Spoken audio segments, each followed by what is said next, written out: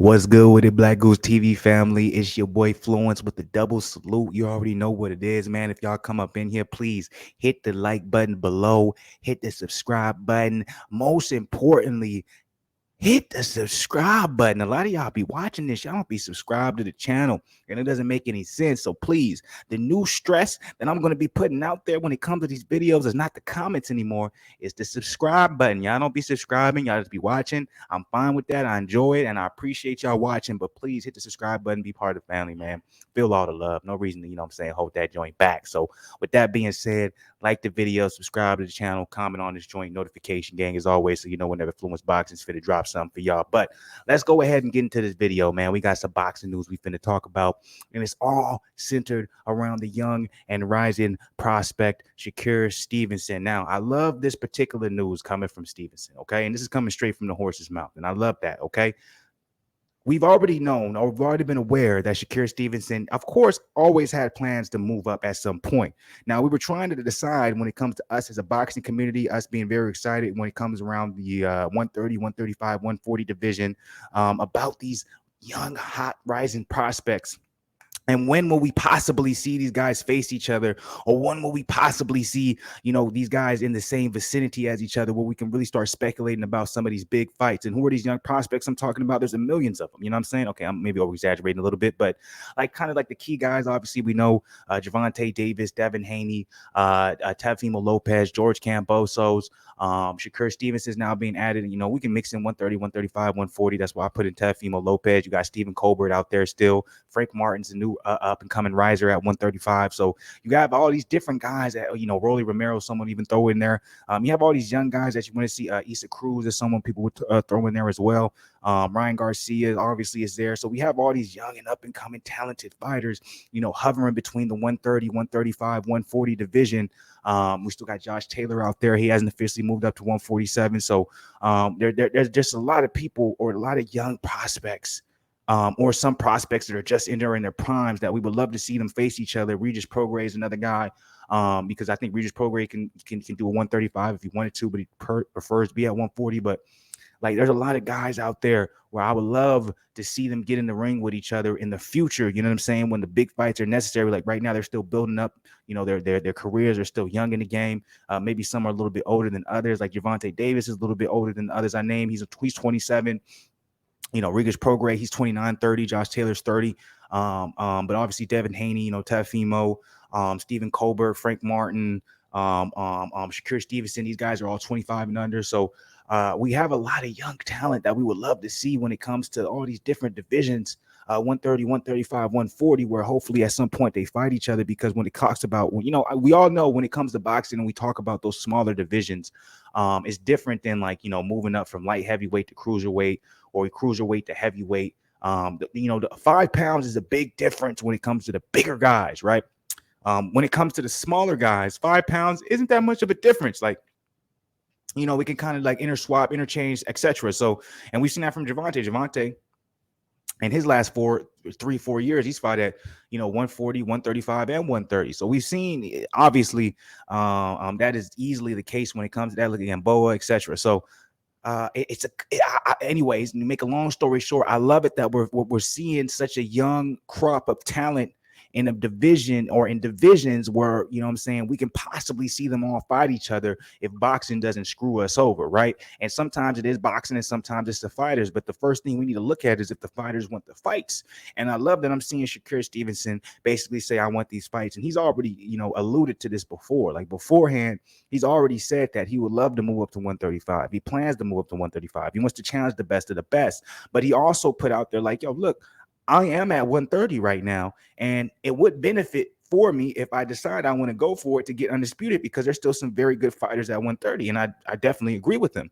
It's just, we want to jump the gun and be like, I know there's good fighters at 130, but we want to see you fight the who's, the guys that we know, you versus Devin Haney. You know what I'm saying? Y'all was always coincided with each other. Y'all was always talked about one, if I talked about Shakur, we talked about Devin. If we're talking about 4 or 5 years ago on their come up, everyone was saying who's going to be the next Floyd, who's going to be the next great thing. It was either Devin or it was Shakur. You know what I'm saying? Remember Spar Wars, shout out to Dante's Boxing Nation. That's one of the big. So, you know what I'm saying? That's always been out there. But, with the last thing coming from Shakur being, Hey, look, I want to go to 135. I plan to, but let me be undisputed first.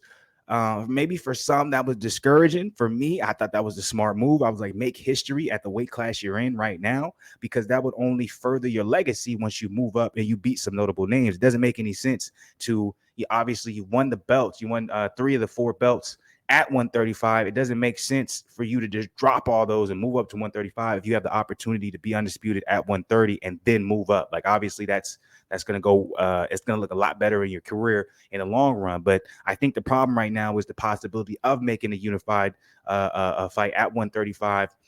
Because it seems like it's going to be a lot more roadblocks than maybe Shakur expected. So I'm assuming maybe him coming from the aspect of where he's thinking about moving to 135 sooner than what he originally stated is because of that. And he understands that the value in moving up is a lot more valuable than him waiting around to try and make an undisputed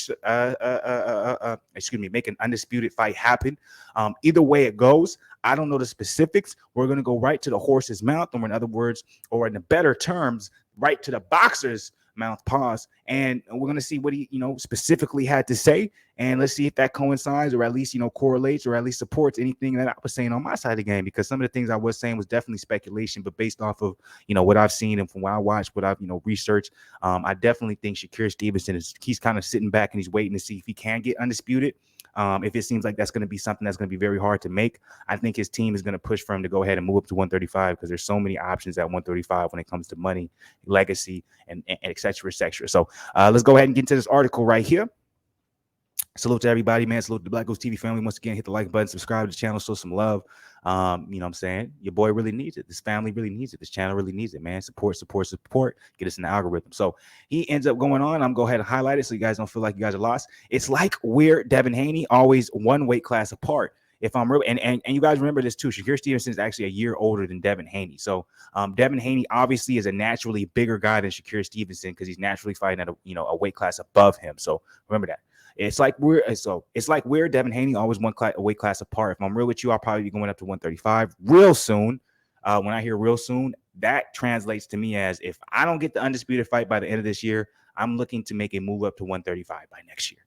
Because it doesn't make sense for him to just wait around to get an undisputed fight at 130 against somebody relatively known but relatively unknown to the boxing to the softcore boxing community, hardcore boxing community we know, but at the same time we're not that interested. It doesn't make sense for you to wait around for that fight, because financially it does nothing for you.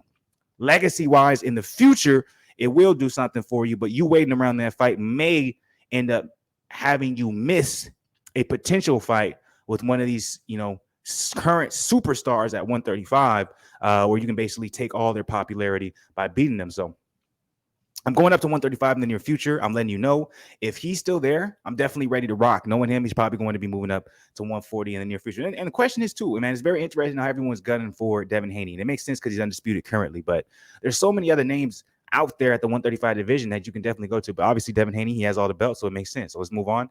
It's so weird how things go. I feel like we're going to end up, we're getting older now. Somebody's going to stop growing. We're going to end up at the same weight class, and it's going to happen. Excuse me. Like I said, I'm with all the smoke, I don't duck no action. If we're at the same weight and it comes down to it, then I'm down with it. I knew when you go to these tournaments and someone is winning the same tournament as you, they're winning the tournament as you every time, and we go to the same tournament over and over and over, in the back of your brain, he's going to be a great fighter. So Shakur is basically saying we grew up together in the sense of, fighting at certain tournaments, amateurs, etc. We went to the same tournaments. He was winning the tournaments at his weight class. I was winning at mine. And when you see that continuously happen over and over, you're going to be like, okay, this guy's going to be great. The same way I feel like I'm going to be great because I'm winning these tournaments at my weight class. He's doing the same thing at his. I'm going to see him in the future. And we all know that, Sparring Wars, Dante Boxing Nation, all that stuff. So Shakur's being 100, and I really like the sense of urgency coming from him when it seems like the statement where he's saying, I'm going to be moving up soon. And he reiterates and says, real soon. I really am thinking that this is based around if he can get that undisputed shot before the end of the year. If he can't get it, I think he's making his move next year. Because I think he sees the 135 division, and I think he knows he can do work. Let's be real. It has nothing to do with him being scared or him being like, let me make sure my body is filled out. Like in some cases, like you hear boxers or athletes be like, I'm going to move up once I get this opportunity, or let me take care of this at my weight class first. And sometimes it comes off as if like, well, you're comfortable at your weight class and you can beat your mandatories or your upcoming opponents at your weight class. So you don't want to necessarily take that risk. I don't get that from Shakur, because Shakur, everything, when you look at his skill set, his ability, he will have no problem with some of these top guys we're talking about at the 135 division. The fight to happen is him versus Devin Haney. You want to know what's fucking crazy? The only reason why I give an edge to Devin Haney is just because he's younger by a year than Shakur, which means that something about him, he's naturally that big. So his size might be a problem for Shakur, even though like height-wise they're the same. I just mean naturally filling in the weight. But I do think Shakur is more technically sound than Devin. And as crazy as that sounds, because I'm the Devin Haney technical fan. I think Devin Haney is the best when it comes to all these 135 or 140s, 130s that we're talking about. Who's the top guy? There's a reason why Devin Haney is undisputed right now. Like, this nigga's going to be the best at all of them. But if Shakur decides to be like, yo, I want the spotlight, he has the ability to take it, because that's the one boy where I'm like, that nigga's boxing ability is crazy. And he's a southpaw. So that's my personal opinion. Let me know what you guys think about this particular article. As always, man, it doesn't matter what I have to say. That matters what y'all think. So drop it in the comments below. Please, y'all, subscribe to the channel, man. Stop being scared to hit the subscribe button. I've been telling y'all to comment so much. Y'all must have just been like, oh, he don't want the subscriptions. I need the subscriptions. So subscribe to the channel. Show some love. Hit the like button, man. Comment on this joint. Much love to everybody. As always, on the Arnold Schwarzenegger side of the game. I'll be back, but with more boxing. Stay blessed, not stressed. As always, much love, man. And, watch out for the bullshit, because